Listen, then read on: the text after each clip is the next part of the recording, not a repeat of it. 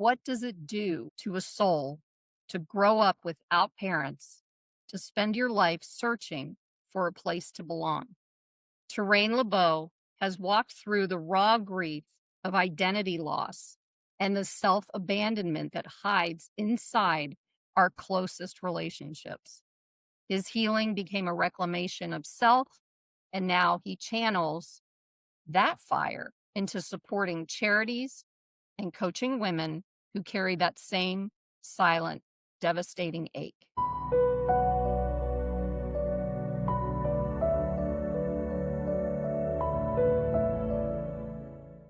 Before we begin, if you're here because you're seeking truth, healing, and transformation, make sure to subscribe and share this episode with someone who's ready for their own awakening. Every conversation here is meant to inspire your journey and remind you you're not alone. Welcome, Terrain. Thank you so much for being here. Pleasure is all mine. Yeah, and we actually just got I can't even say it right. I'm so excited. We just got done doing a live on his podcast. Was that last week, I think? I don't remember, but that's okay. So, it's very this will be a great conversation, I think. So, Terrain, can you go a little deeper into the trauma that you experienced and how your personal healing journey got you where you are today and into the work that you do? Yes, so for me, the first 5 years of my life, I didn't know my mother or father because I was raised by my grandmother. So I was closely associated with this woman that looked a little bit older than everyone else's parents and maybe wasn't as active as other people's parents just because of the age difference. But what I found is love. She didn't love me any less. She didn't value me any less, which was really good because growing up, I didn't feel or think that I was missing out until someone pointed it out. Wow. That's usually when that kinda stuff happens because when we live what I've noticed when we kinda live in our world and we know things, we know the things that we're used to, we see the things that go on in our life, our brain doesn't recognize things that we haven't experienced yet. So that makes a lot of sense that until somebody said, "Hey, I don't know how did that happen?" Was it just someone who just came up and say, "Hey, why do you live with your grandma?" Because 'Cause I've had that happen before too. I was in a similar. I wish it was that simple. It was we're at a park and you're playing around with kids, and then when it's time to go home, you see all the parents, and you're like, "Oh," someone says, "Is that your mom or is that your grandmother?" Because they look older than the other parents. And then I was Yeah. like, "Oh, there is a difference." So it's just children being children, as innocent as it is, but then you begin to question it, and then eventually they begin to tell you the story. Yeah. Yeah, that's an innocent way of doing it through children like you're saying, and like I said, I grew up with my grandparents, both of them, and my dad, and everybody knew that, and they were always asking me, "Well, where's your mom? How come you live with your grandparents?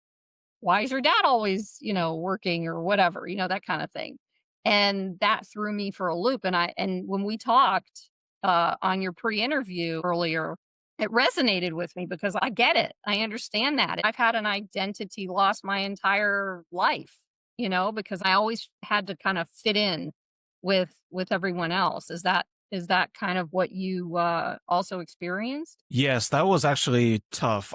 Maybe not at that point because you're 4 or 5 years old. Kids are going to play regardless of what you look like, your background, because they don't know any better or they don't know.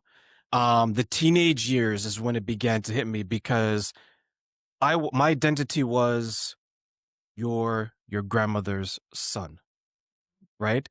Even though I wasn't her biological child, that was my identity. When I became a teenager and I was away from my grandmother and I was with my biological parents, there was confusion because I didn't know who I was without my grandmother because these two people who were raising me now, I didn't know who they were. So you throw in hormones, you throw in puberty, you throw in kids trying to fit in high school. Right. It was a huge, huge struggle because you just don't know who you are because who you were was taken away from you by no choice of your own, just because you're being reunited with the people that were supposed to be there. Yeah, yeah. And how did that affect you through your experiences in life at that time, and then as you got older, how did that affect you? or your life? I found that my identity became something that was more external. So I would seek it out in my relationships, in my friends, school. So I always tried to do well because doing well got me attention and validation, Mhm. which I wasn't having anymore, right? So I began to shape myself over things I can latch on. I remember I must have been like 14 or 15. I got into comic books and I had like a favorite character, Gambit, and he was French American and I was French Canadian, so there's similarities. We both have a French name. So I began to associate with this character in the book because he was raised without his parents, struggled as a youth. He was always different. So there was connections there. And I think a lot of children either turn to comic books, they turn to TV shows, maybe like children shows.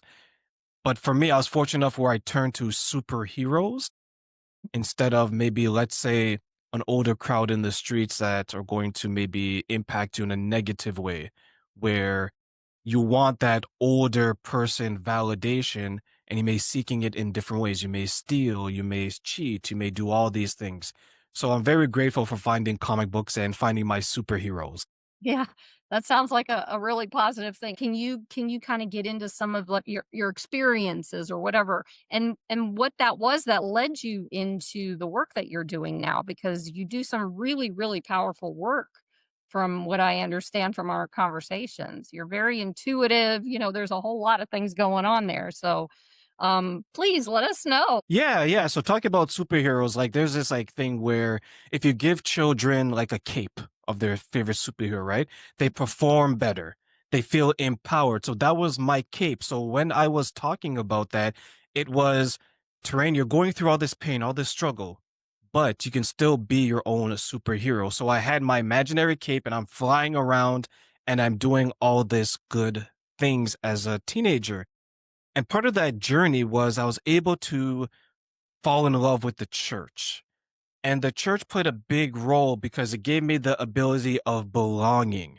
Remember, you're Mhm. taking someone that's lost because they don't have their grandmother who was their source of inspiration. You're putting them with their biological parents, which for the first couple of years, they're strangers. So I fell in love with the church because someone gave me the opportunity to be me.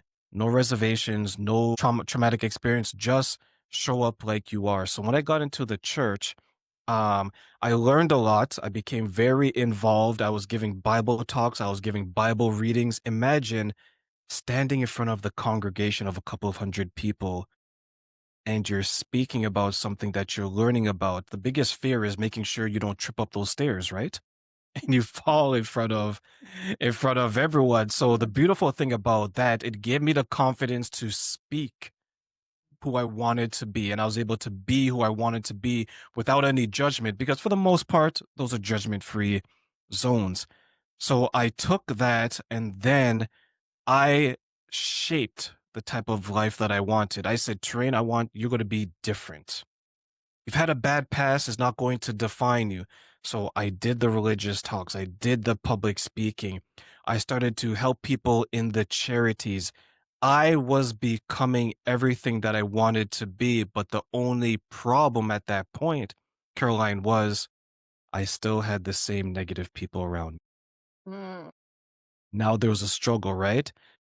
Uh, brain of, let's say, 2000 and the terrain of 2010. It's like, how do you juggle the two? You're moving towards something that is healthier, more satisfying, but you still have the voices of the past. It's like the ghost of Christmas past coming back and reminding you of all your sins. Like they were reminding me of the person I no longer wanted to be.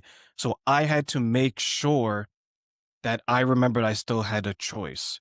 Do you want to be that old terrain where your suffering and your traumatic experiences was your jacket, which you always put on, and everywhere you went, people noticed it? Or do you want to take off that jacket and say that I am a person outside of my trauma? I am a person outside of not growing up with my mother and my father. I am this new terrain. So that is what I decided to do. It wasn't easy. And I can definitely get into some of the behaviors that I had to adopt at that point. Yeah, I'd like to hear those for sure, but there were a couple of things that popped in when you were explaining that, like, the pieces about, like, all of us have a choice to go in 2 different directions as we're being raised.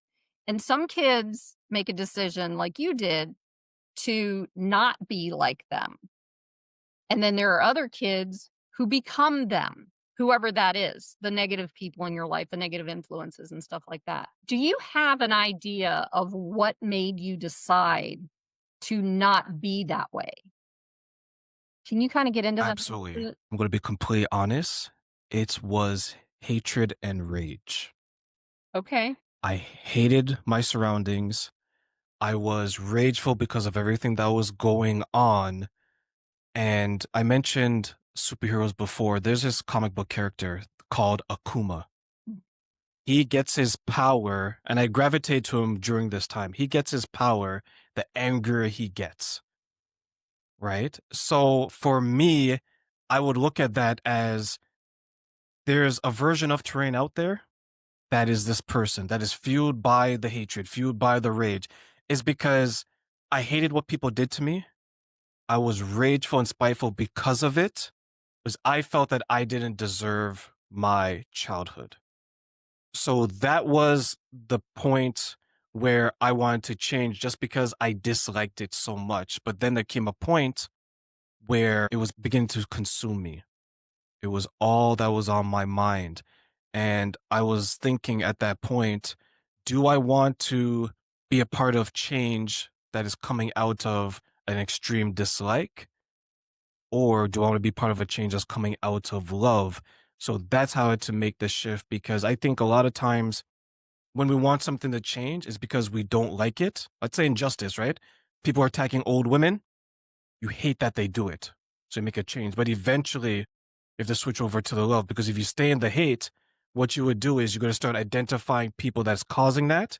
And when you see someone that is similar to that group, you may take out your frustrations on them, even though they have nothing to do with it. So that's where I made the transition from the hate, from the rage of what was being done to me.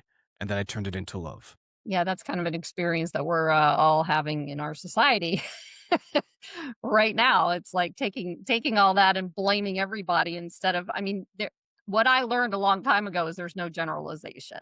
There's people who do this, and then there's people who don't. You can't put them all in a pile and say that everybody does it, whatever it is, right?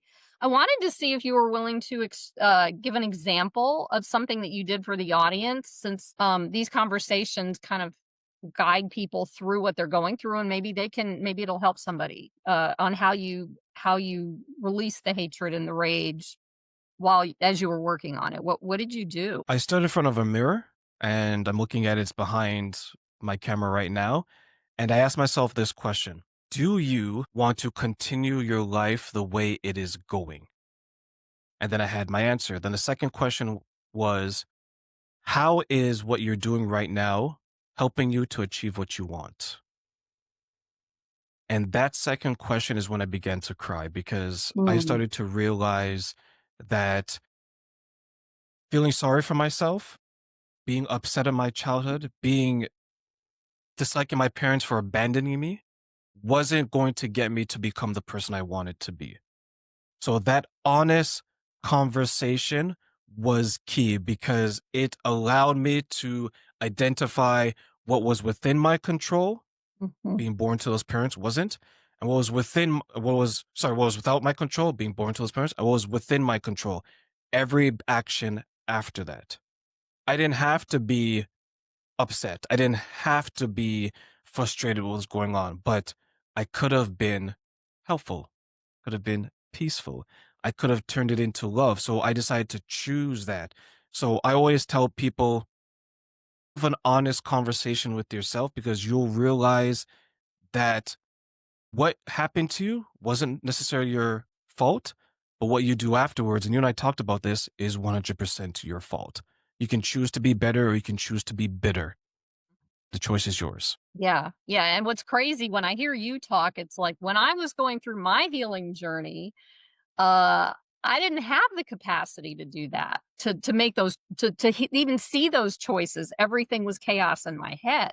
So it wasn't an easy task to like and then anger and rage was all suppressed. So everything was inside of me. So I couldn't see the forest for the trees because it was all right here. Right. And I couldn't come up with those questions. And all this stuff I had to gain outside experience. And then the outside experience, because you know how this works, we attract who we are inside. The outside experience were the same negative people or challenges or experiences or whatever that created the opportunities for me to do similar work as you're talking about. But for me, it was like a completely different avenue that I went on. And everybody has a different experience. It's not one size fits all. It's not, here's the process on how to do this. I mean, what I learned in mine is the process was taking what worked, putting it in my toolbox, taking what didn't work, going, meh, and then looking for the next thing. That was my whole life. So none of these questions came until they started coming. But that was like I had my final dark night of the soul. So it's interesting to me the differences in how people experience, how people, like I said, go in one or the other direction, how they choose the direction, why they choose it that way, I mean, who nobody knows. It's just we're individuals connected with each other, so we all have basically the same experience of, as Carl Jung puts it, individuating, which means becoming who we are, but we all go about it a different way. So I think it's really profound how that works, and I watch you and you're steady and you're calm, and I'm sure this wasn't the way it was back then, but that it worked, obviously, but the direction you took seems so, like, out there for me because I think about what I did, and it's just cool. It's just a cool thing to be able to see how it works so differently with that kind of stuff. And then I wanted to get into the negative people because that's again the whole Carl Jung thing for me because I've done research on that and the individuation because what he talks about is that these people in our lives are actually giving us opportunities to heal ourselves and connect with our souls and growth that's the big thing is growth.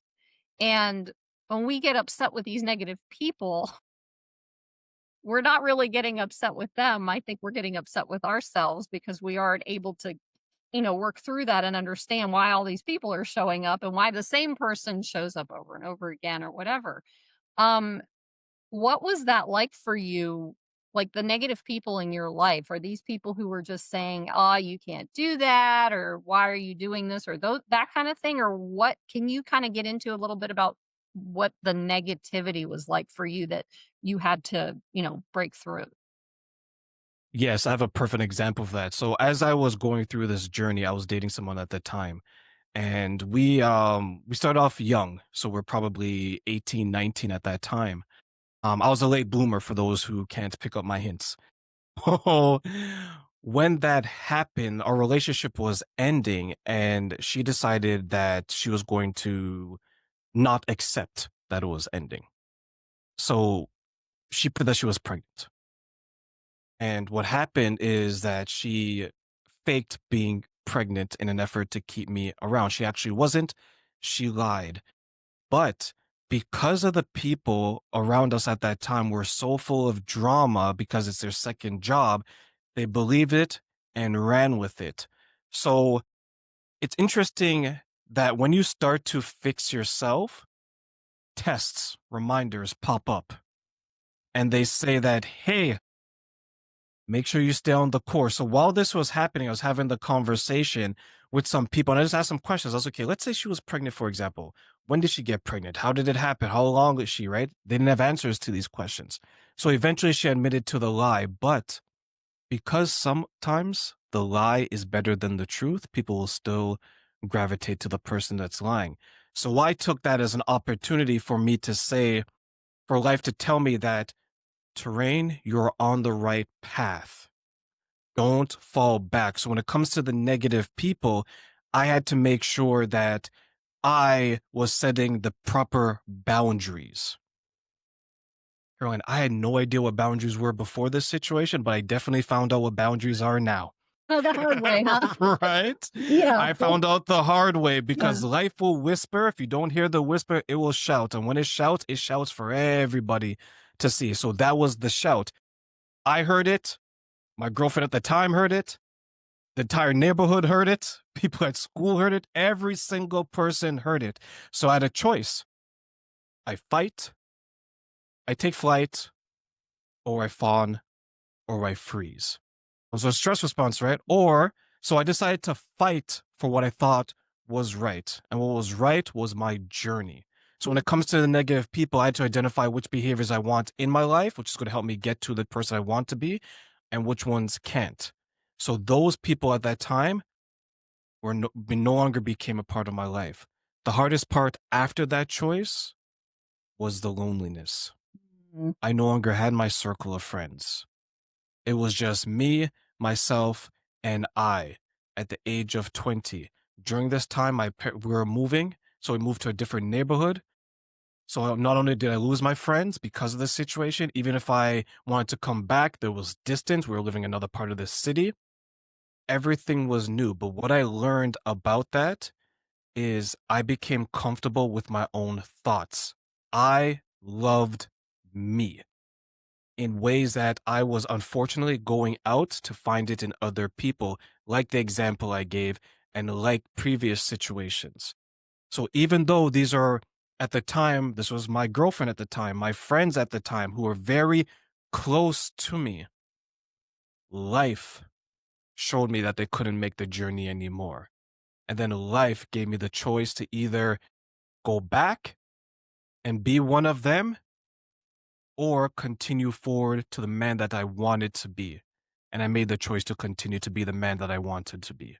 Mm, that's so beautiful. I wanna ask you some questions about the grief identity thing. That's definitely coming up. But what I'd like to do is dig a little deeper in here because that's the experience for us as souls in our healing journey where we are so afraid of loneliness or being alone that we hang on to anything and everything or anyone and everyone, regardless of whether they're good for us or not. And I had a similar experience, and I know people who have had this experience. It's like, it's almost like the universe or source energy or higher power, whatever you want to call it for yourself, places us in a position of being taken away, of loss, of taking people out of our lives. So we have to be in our own space in order to learn who we are, the truth of who we are, and all of that stuff that helps bring us closer to that truth, right? And the main thing that I've noticed seems to happen is being everything going away here, and then coming here by yourself and having to sit with yourself and having to, deal with those thoughts that come in and having to deal with all that energy and the fear and the, um, questioning and all that stuff that shows up when you're by yourself. So loneliness, definitely. I'd like for you to maybe share a little bit about what that felt like for you. And then, but being alone is not necessarily a bad thing. So it's almost like for me, it went from loneliness and the fear of being alone to being okay with being alone, and the loneliness went away. So if you could go a little, does that resonate with you? Okay, so It does. I want to hear your part of the story on that because I think that's such a because obviously we've had different experiences. Share that. I think that would be a really cool thing to hear. Yeah, there's this quote, and I forget who said it that why do I care what other people like when it comes to loneliness? Why do I care what other people think and I when they don't even love themselves? Right? Because if you can sit with yourself, that is one of the most powerful acts of self-love. So for me, my identity was earlier on with my grandmother, I was taken away. There was some drama there. My identity when I reclaimed it now was with my friends and this woman. that was taken away and there was some drama. So every time I would lose an identity or I would change one, there was some drama in the change, and then I had to figure it out. So when I was experiencing the loneliness there, I had to remember that just a couple of years ago, you experienced the same thing. And before that, you experienced it. You've been experiencing this since the age of 5. So the fear of loneliness was different because I had more to lose. I know that I was going to a different city. I had to make new friends, and I was an adult. I wasn't 5. I wasn't 14. I was 20, 21 now.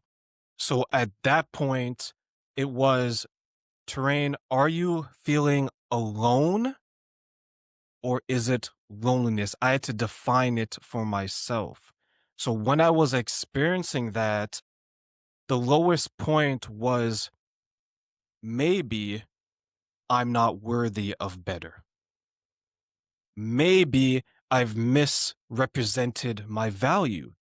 Just maybe I'm not catnip to everyone out there. I am not God's gift to earth. Maybe I'm just like Joe Smo down the street. I am just a number amongst 8 billion. These are thoughts that came to my mind because maybe I'm an imposter. Mm. Maybe I'm not as good as I am. Maybe I'm being treated this way because deep down, I am a bad person. But then something happened when I was thinking that. I said, if I was all of these things, I wouldn't have all of these other people who I've impacted positively, who are showing me love, who want me to succeed. It's a hard So, thing to take when you first experience yeah, that. Oof, yeah. yeah, it is, right? Because you have the doubt, you have the imposter syndrome, and you're trying to balance it. Negative thoughts, it's always 2 to 1, right? You need 2 positive to overcome that one negative. Some people, it's a 10 to 1 ratio. They need to hear 10 good things to overcome that one. So for me, I was able to understand that, yes, you're thinking these things, but let's counter that. And I was able to pull from the support system, pull from the good things I did to overcome that. And then eventually those negative thoughts, that negative voice began to get quieter and quieter. And Mm. the positive voices got louder and louder. So Yeah. that is how I dealt with loneliness. That's powerful. That is so powerful. And I think that, like, can you take that piece and everything that you've experienced and move us through into how that helped you to get to where you are now and the work that you're doing, and share that a little bit, and then we'll get into kind of explaining that piece of it with the work that you do with the grief identities part of it. Yeah, so I touched on earlier that I fell in love with this comic book, this superhero, right? So what I did was being balanced and overcoming obstacles. That was my superpower and speaking about it. So I went, and I'm using this term not in a negative, but in a positive. I went on like a rampage when it came to speaking. I shared every single thing that worked for me with anyone that would hear it. That person you get stuck in the elevator with and they're talking and talking and you don't really want to hear it, but you're like, okay, it's interesting. It sounds really good, right? So let me not be on speakerphone. Let me just listen in with one ear and speak to someone else on with the other ear. That was me. I was that person. I was inspiring people because their reaction to my message motivated me. I was fueled by the energy of others. When I became a manager and every time I had to give an award, I made sure that I would research that person's life and I would touch on Mm. everything positive about them. My goal is I wanted to see one person experiencing tears of joy, no longer sadness. That was my motivation. That was my dedication. So when I went from that person who was now in my mid 20s to who I am now in my late 30s, I realized how powerful my voice was because one, people wanted to listen, and two, I made sure I had something to say, right? So when I got into the coaching aspect of it now, I said, this is where I'm going to take it up a notch. These are people that I don't necessarily know. These are people that are strangers. How can I help them? I was good at listening. I was good at speaking. I heard their problems and I came across as authentic because they knew what I went through. Terrain, you grew up without your mom and your dad? Most people who grew up without one parent doesn't find success. You didn't have two. I was like, yes, I have a house, I have a car, and I have a good job. But I have this because of dedication, resiliency, and good people around me. And I knew what to look like in good people. So that is why I started doing what I was doing because I wanted to be one of the good people for them, like so many others were a good person for me. Nice. Nice. You are I could feel the passion in that when you were saying it. It was just I don't know, there was something really like what what we all go through when we're traumatized is we silence ourselves. And so for you to be able to pull from that trauma and create your voice is something that everyone needs to know and to be able to learn how to do if they don't know what that is. And for us to be able to, I mean, this is really powerful for me. So I'm speaking slower than I usually do because sometimes I just get excited about what I hear, but this is just such a powerful uh process when you can take all of that which you've experienced and move into finding your voice and then using your voice and helping other people with that voice to find those, as you said, the tears of joy instead of the tears of sadness or sorrow, right? For you to be able to do something like that, I mean, that's not skill. That's persistence, consistency. What was the other word you used as my favorite? Someone said I was like that too. What was that other word? Resilience. Resiliency? Resiliency. Yeah. I mean, it takes so I was raised Jewish. I'm gonna use a Yiddish word right now that most people have heard. Chutzpah. So chutzpah is something where you're just taking everything inside of you and just going and pushing and doing and listening. And I mean, it's all of it. It's like you have you're creating the guts to do this. And to be able to do something like that is why I see you as such a powerful human. So I appreciate that because your silence created your voice. Dang, I like that one. Your silence created your voice. That's I don't know, that's just really what do you have to say about that? Would 100% agree. I figured out that you have to talk about it. Mhm. Right? Like me keeping it in and being fueled by the dislike, by the hatred, by the rage, it got me to a plateau on the mountain, but I still couldn't see the top of the mountain.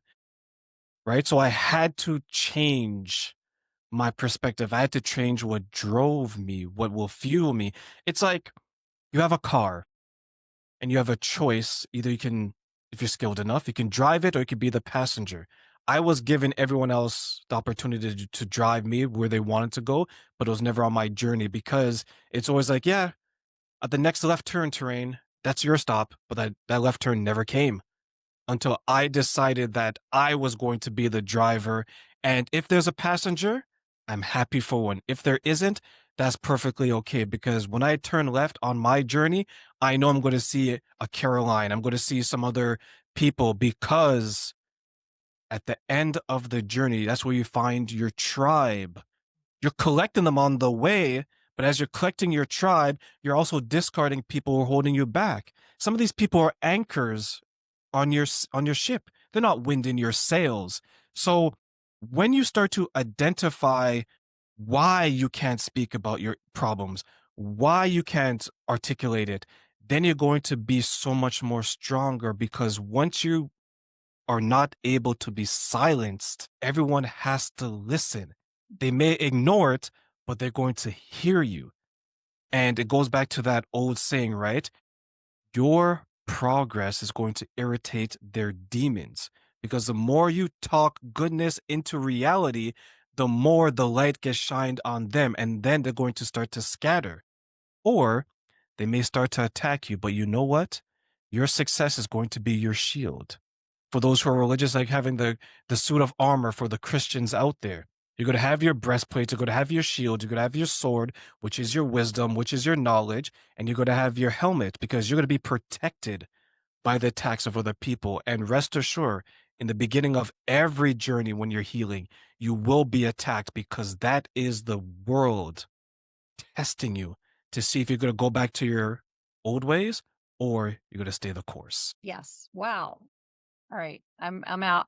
I'm not usually out of words to say, but thank you for that. Wow. Well, that actually leads me into my next question, though, because this way our audience can get an idea of how you work from this that you did for yourself. Can you give us some obstacles that people face with identity loss? Yeah, so the first one is trying to find out who you're going to be after you lost his identity. So there's two types that I like to talk about. The identity that you had, your mother, your father, your husband, your wife, and the identity that you're expecting to have, becoming a mother, becoming a father, becoming a husband, becoming a wife. So in both scenarios, one of the biggest obstacles is if I don't obtain this identity or I lose it, who am I without it? Everyone was somebody before they became a husband, a wife, a mother, or a father. Everyone was someone before they expected to be one of those four things. The second obstacle is, are you still of value without that identity? Both example that I gave is going to take self-work because you have to understand you are more than the label.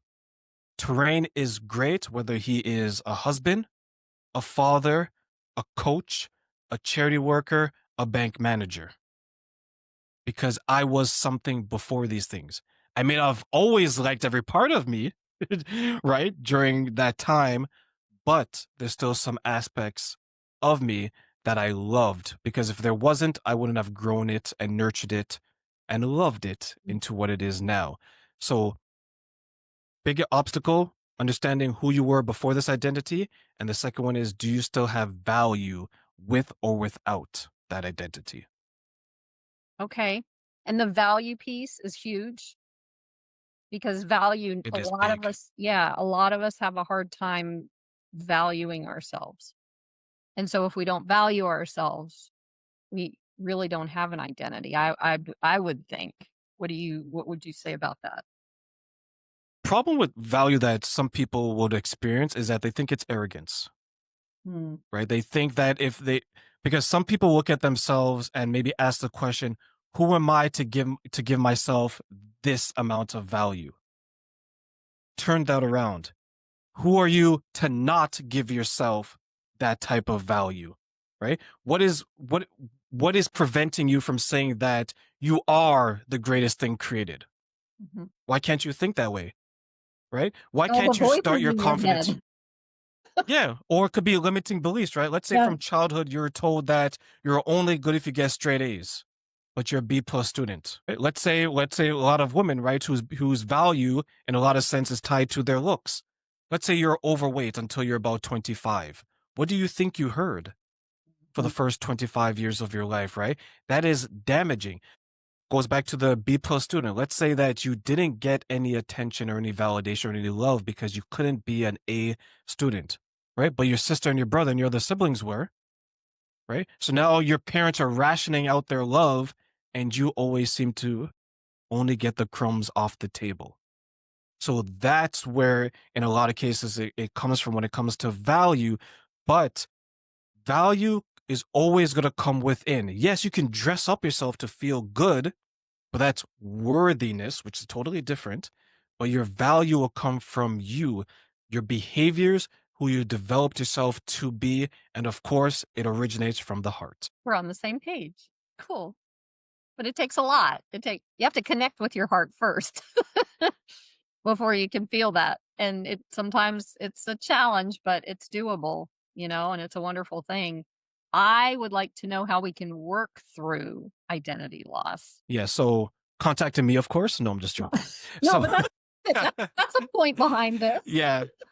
Of course, you want to add some humor when when it's a a selfless plug. But Yeah. the first step is I like to introduce something I call the SOAR method. So it's an acronym. So you're gonna start with the S. What do you want to start doing? What do you want to stop doing? Or what do you want to start feeling?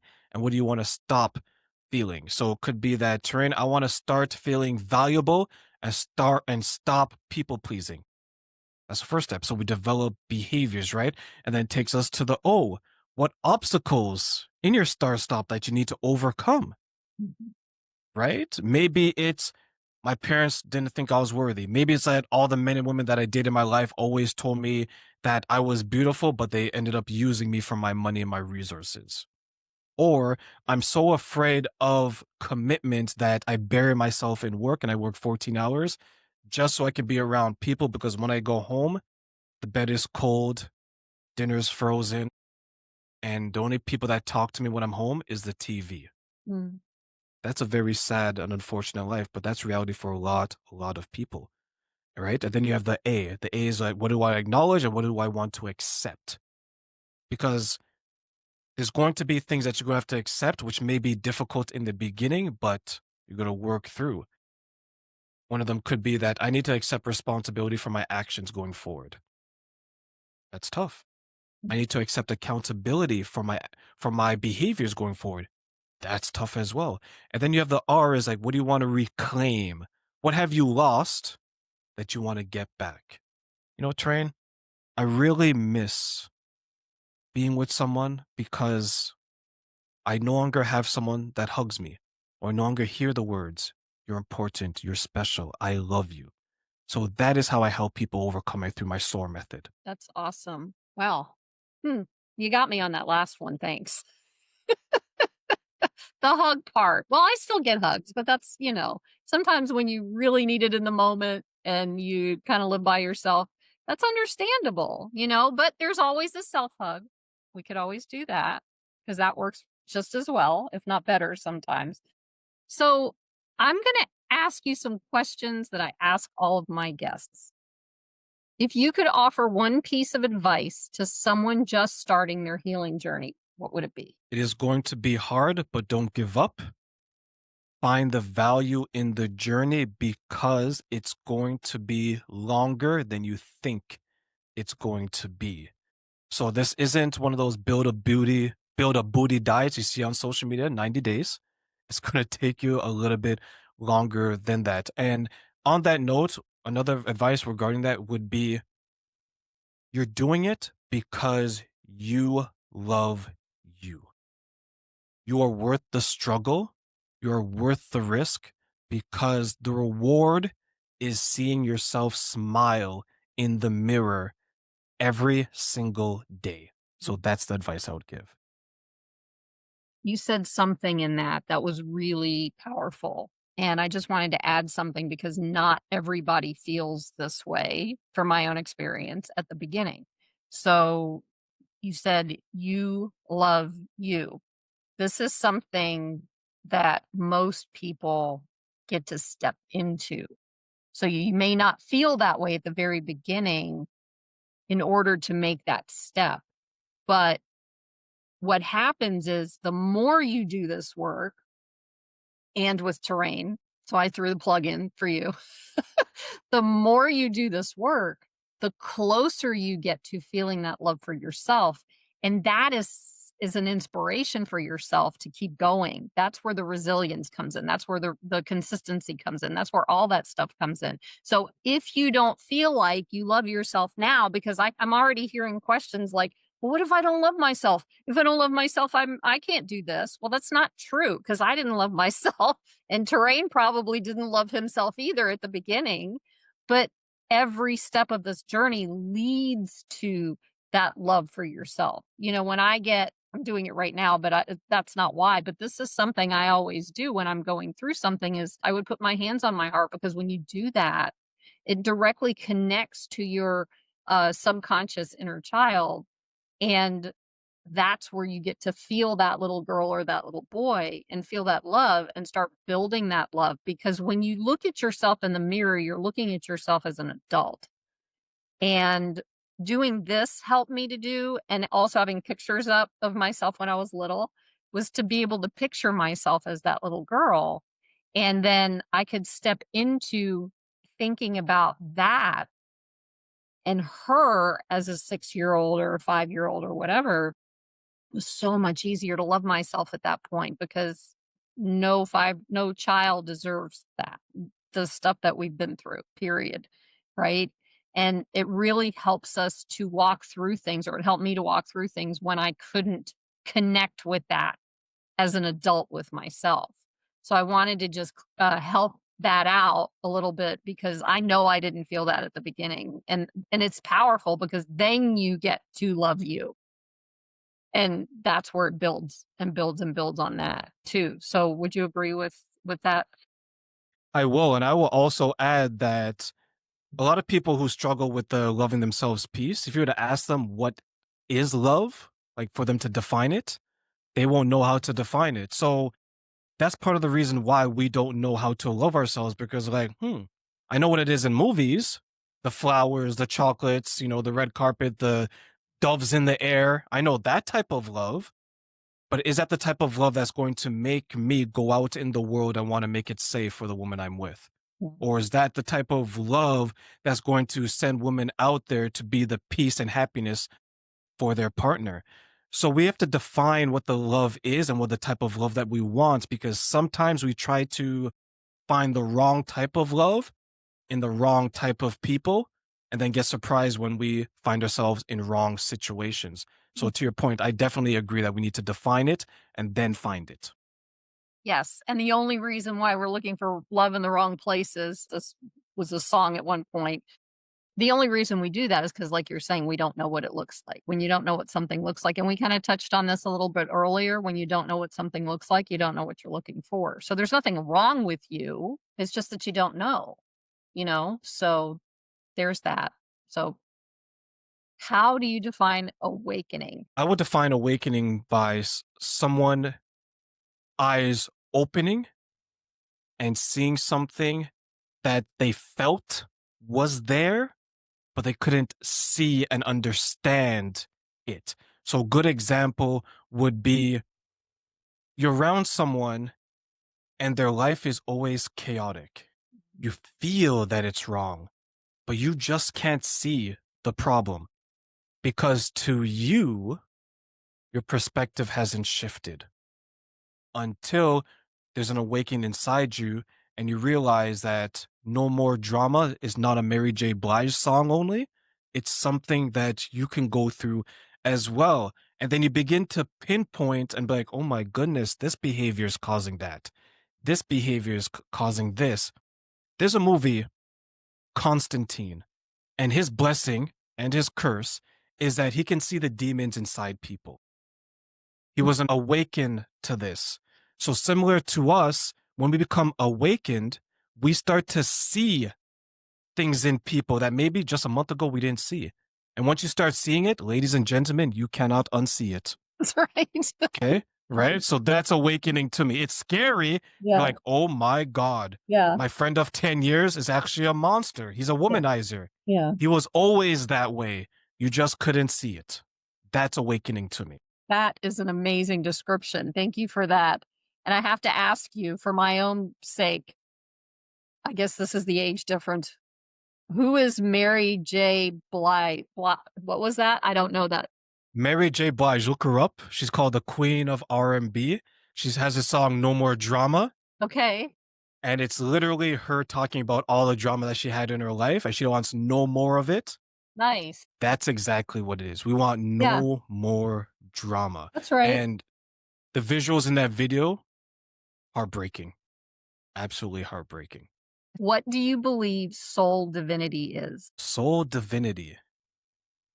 I'm going to give this definition. This is mine, right? This may not be the definition, but it's my interpretation. There's no the only the definition is mine, but that doesn't matter.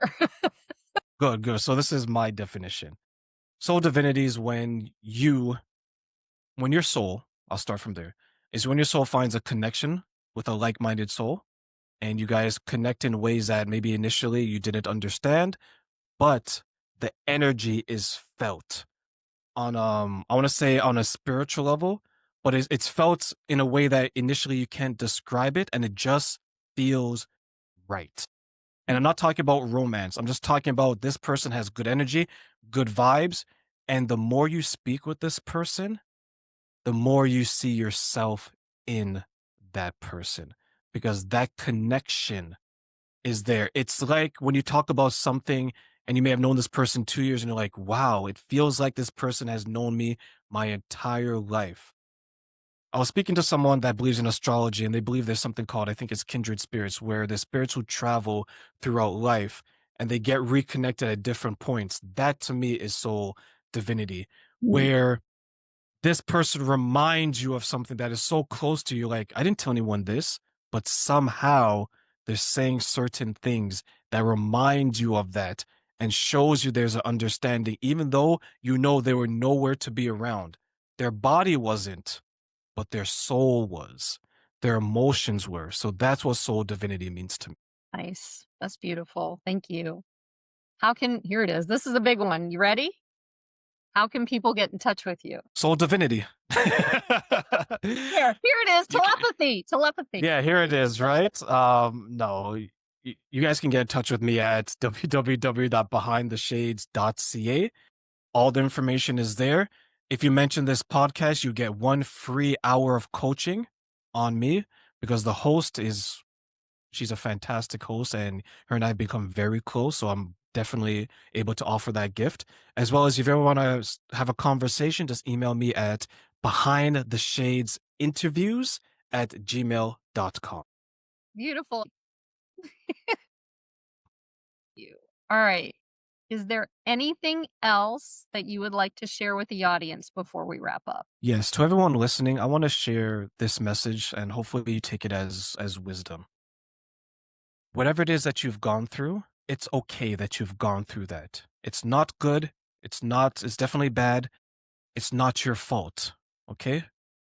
I want each and every person to understand, and this goes back, this is not my saying, it's just every saint has a past and every sinner has a future. The reason why that is such a powerful message is because you can change it all around. If you weren't loved in the way that you wanted to be loved as a child, you can find it as an adult. If you're not able to be loved by the people you have around you, there's people out there that would want to love you. Everything that you want out of life, there's a group of people that want it for you, with you, and can help you to find it. We spend, unfortunately, an unusual amount of time around the wrong people because we value loyalty and quantity. We need to remove that. Be loyal to behaviors of people, not to the people, and value quality. If you have 5 good people around you, trust me, life will look so much more better and different than if you have 1,000 people who are pretending to like you because deep down, you know who's wrong for you. Deep down, you know who isn't right for you. Go out there, reclaim your value, reclaim your worthiness. Show the world how you want to be loved by taking the first steps in loving yourself. That's how I want to leave it with everyone today. Mm. I'm speechless.